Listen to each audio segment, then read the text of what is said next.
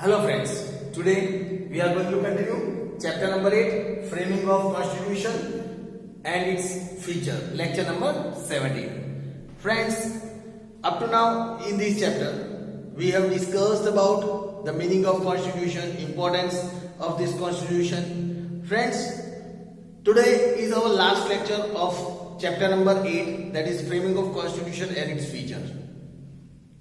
Up to now we have covered a lot of things in this chapter. From the very beginning itself, we discussed about the meaning of Constitution. The meaning of Constitution, that means a collection of rules that are made to govern any country, is considered as the constitution of that country. Any constitution plays a very important role for that particular country.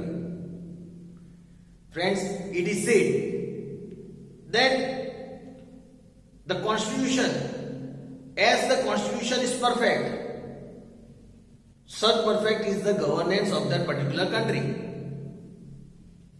We discussed that our constitution of India is the largest written constitution of the world.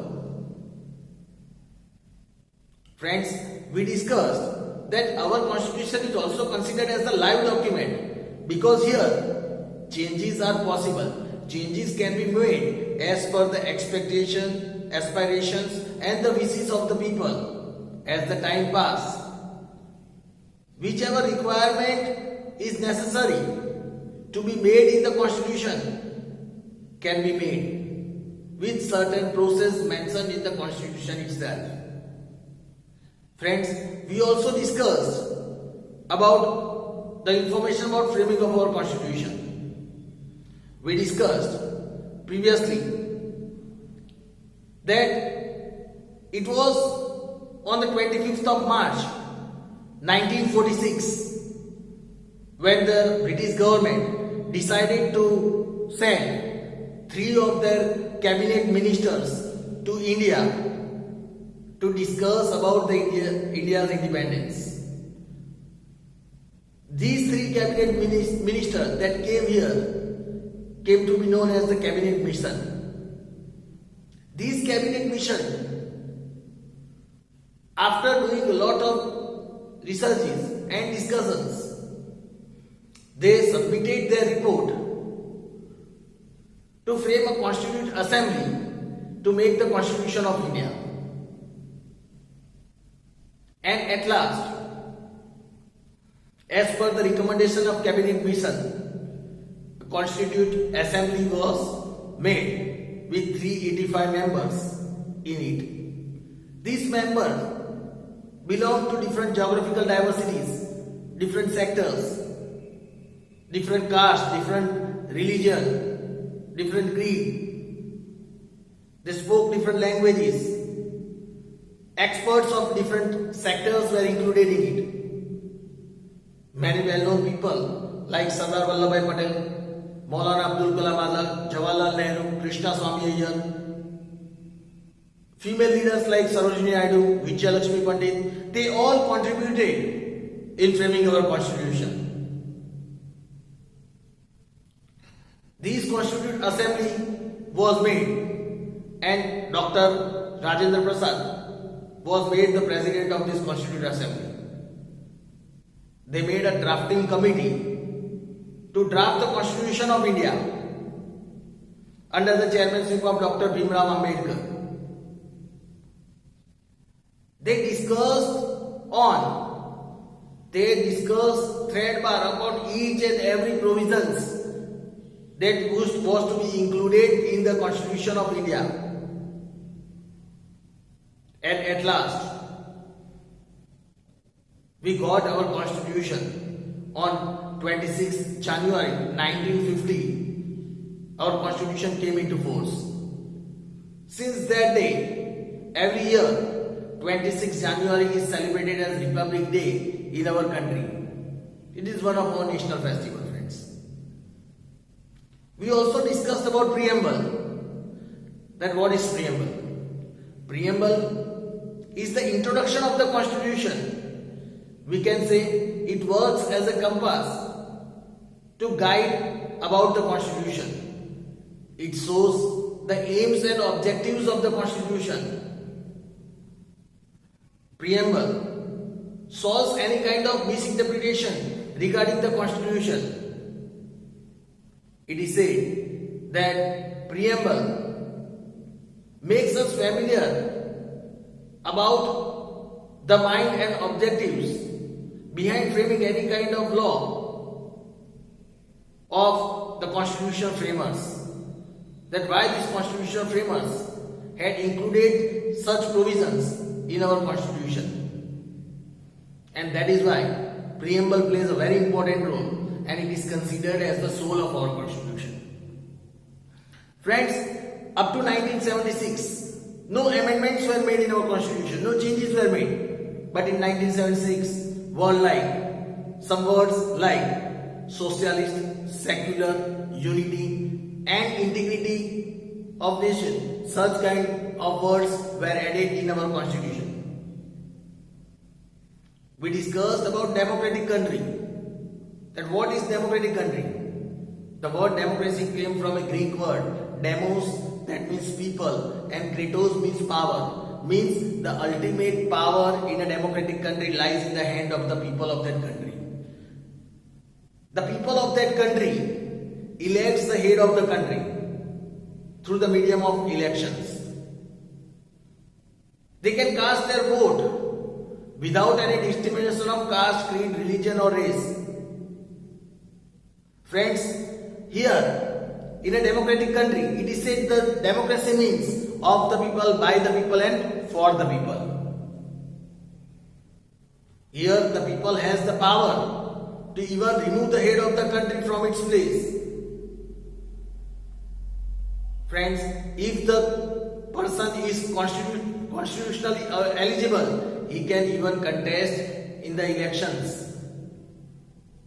We also discussed about socialist country, in which we understood that India is such a socialist state, socialist country in which each and every people are treated equally. Socially, economically, financially, each and every people are treated equally. No discrimination are done with any kind of people in our country. Equal opportunity has been given to each and every people of any race, any caste. We also discussed about secular country, in which we understood that India cannot be considered as a country of any one particular religion. India is a country in which each and every religion people exist over here. Importance is given to each and every religion in our country. No law can be made in favor of any one particular religion. No discrimination can be made in our country on the basis of religion. Each and every people are treated equally. We also discussed about the basic features of our constitution, in which we discussed about the written document, that our constitution is a written document. We discussed about the size of the constitution. We also discussed about the single citizenship as the basic feature. Single citizenship, like US as the dual citizen of the state as well as the country. But here in India we have only one citizenship, that is of our country. We are all recognized by the word Indian. We also discussed about the federal structure. India is a union of states, but we have some elements of federal government. We have two sets of government, that is state government and union government. But here no state can consider itself above than the country. Friends, these states are the part of the union of our government. We also discussed about the emergencies, the three emergencies that can be declared by the president. National emergency, constitutional emergency and financial emergency. We also discussed about the adult franchise in which each and every citizen of India has been given the right to vote without any discrimination of caste, creed, religion of the people above 18. Friends, we discussed that it is just necessary that that person's name should be entered in the electoral list. We discussed many of such basic features of our constitutions.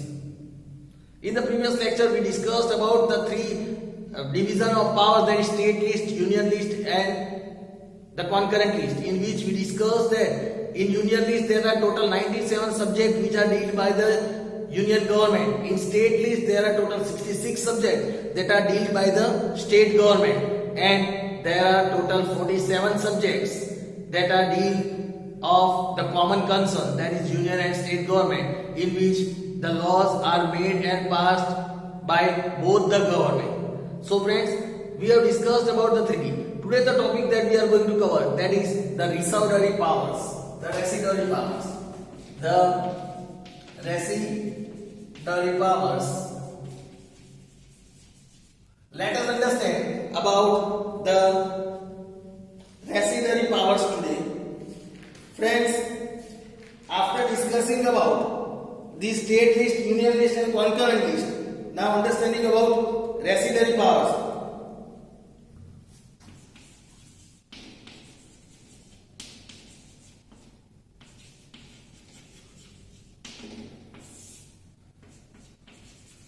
Here if we talk matters that are not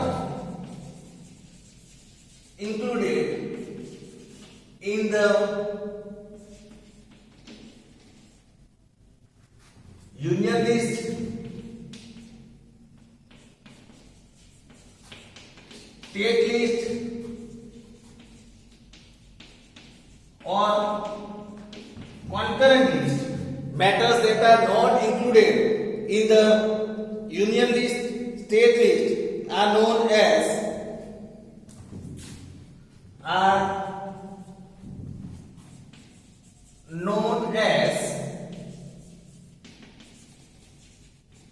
residuary powers.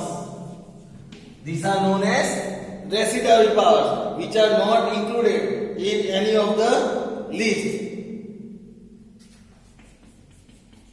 The framers of the Constitution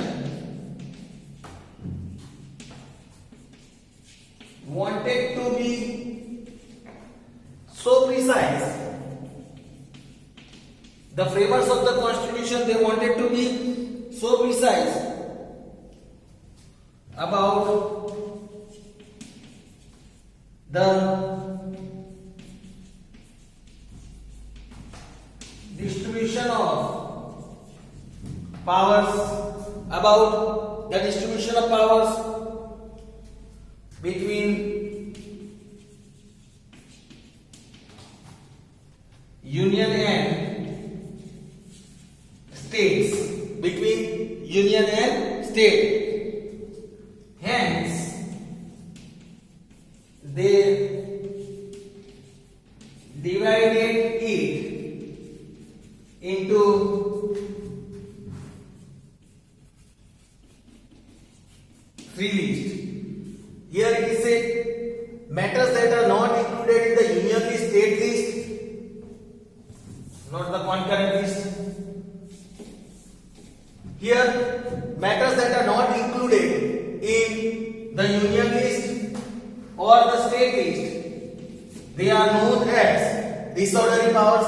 The framers of the Constitution wanted to be so precise that they do not want any kind of confusion related to the subjects that are allotted or the powers that are divided between the union and state government. They do not want it to be any kind of confusion in the future, and that is why they divided these lists into three lists, and that is why here they say, however,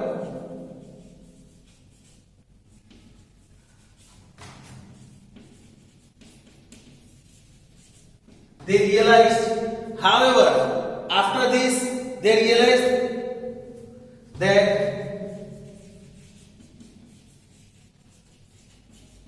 there are some areas. After that, they realized that there are some areas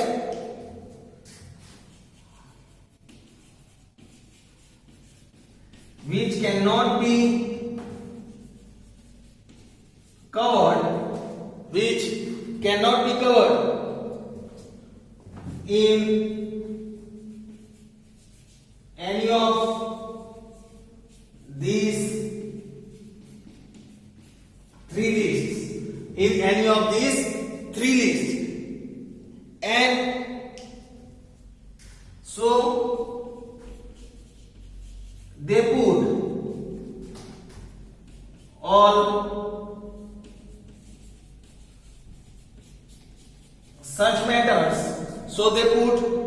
such matters under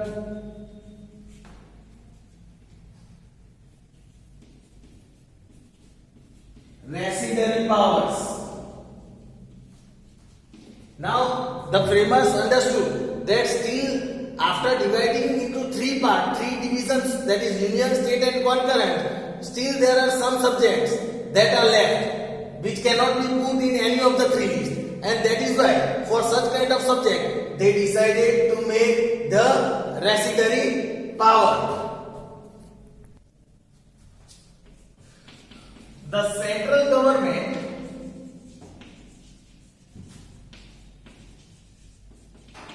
is given the power to legislate. The central government is given the power to legislate on these residuary subjects.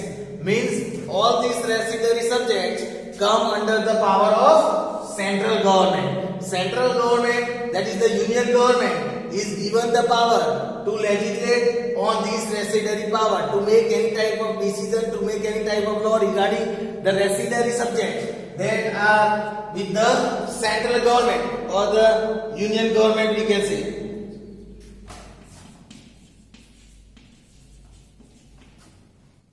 The financial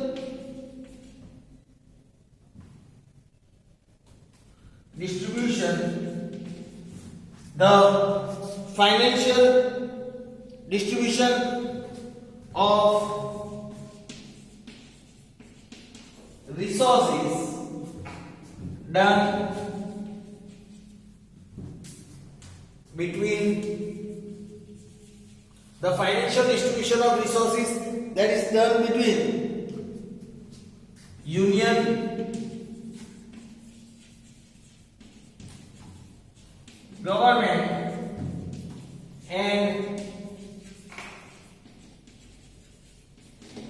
government and state government related to excise and customs, export, import, income tax, etc. are decided by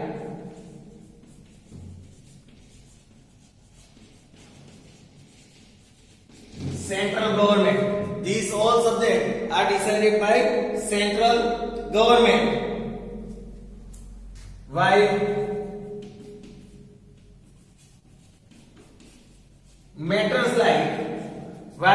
some other matters like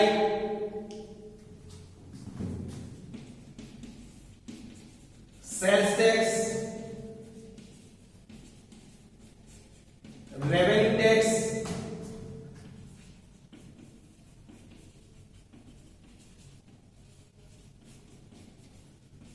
entertainment tax,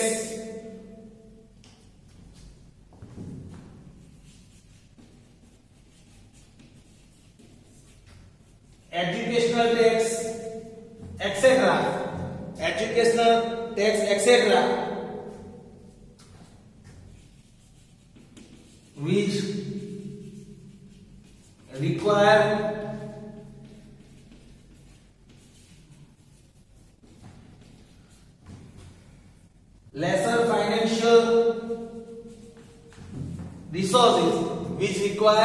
lesser financial resources are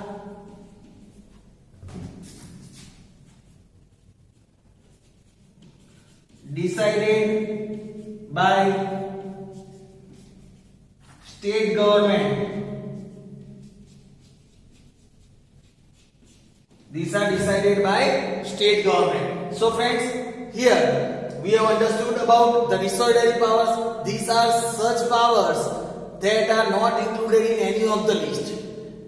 Friends, here it is said the constitutional framework wanted to be so precise that they do not want any kind of confusion in the future related to the division of power, so that there might be any kind of conflicts between the state and the union government. That is why they made one more arrangement with the name of resort-dairy powers. Any subject that arise in future or any subject that are not included in any of the three lists, that comes in the resort-dairy powers. Resort-dairy powers, the totally here the power to legislate any law regarding to resort-dairy power lies in the hand of with the central government, that is union government. They can make any law regarding to it. The financial distribution of resources that is done between union and state government that are related to excise and custom, export, import, income tax, these are decided by central government. While some resources will require lesser financial resources like sales tax, revenue tax, entertainment, education tax, they come under and these are decided by state government. So friends, you have understood about this resort-dairy power. Friends, here we complete our chapter number 8, framing of constitution and its feature. Hope so you might have understood this chapter. Thank you.